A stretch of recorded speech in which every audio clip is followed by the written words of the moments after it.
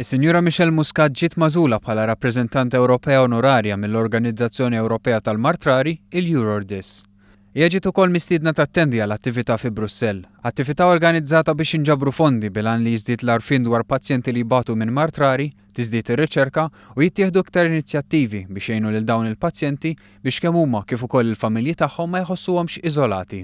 Fit-testimonjanza tagħha Sinjura Muscat qalet li dan il-mart jaffettwa lil qatt ta' familji u komunitajiet madwar id-dinja u sostniet li għalkemm ċertu martu warari imma dan huwa r-realtà ta' kuljum għal min ibati minnu.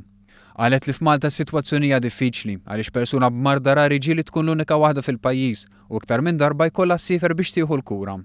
Aħna nippruvaw li permezz anke ta' EuroRDIS, permezz tal-kuntatti li qed nagħmlu magħhom, permezz tal-nies li qegħdin niltaqgħu magħhom hawnhekk, nagħmlu dawn il-kuntatti sabiex kemm jista' jkun aħna wkoll nagħtu s-sapport tagħna biex issiru ħafna riċerki b'mod Ewropew u fuq mod ukoll internazzjonali sabiex aħna wkoll lin-nies fil-pajjiż tagħna għalkemm huwa żgħir nkunu tintuhom l-aħjar kollu possibbli biex tinstab il-kura għalihom. Dan kollu jmur id fit mal-inizjattiva tal-Gvern li jindirizza l-problema ta' martrari hekk kif huwa kommess li jniedi politika dwar il-martrari iktar tard din is-sena.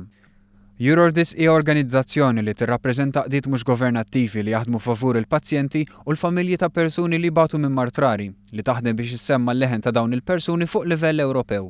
EuroRDIS tirrappreżenta iktar minn 590 organizzazzjoni ta' martrari f'54 pajjiż differenti li bejniethom jirrappreżentaw pazjenti li jbagħtu minn 4,000 tip ta' martrari.